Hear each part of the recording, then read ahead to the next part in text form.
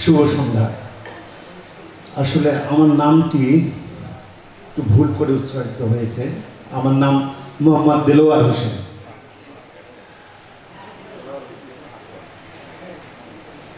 আমার উচ্চারিত কবিতার শিরোনাম অমাবস্যার অনুচর।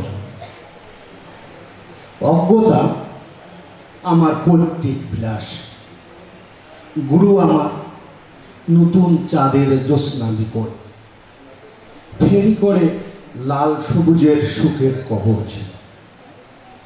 ভোগের মোহে বিবর হয়ে নতুন চাঁদের জ্যোৎস্না খেয়ে জোনাকির ঢঙে মাতলামি করি আমি অবিরাম নাচি ডুগডুগির বলে, বাজায় গুরু যেভাবে যখন। অজ্ঞতা আমার অসুর শক্তি, বেতাল আস্ফালন, তাল বেতালের নামতা বুঝি না।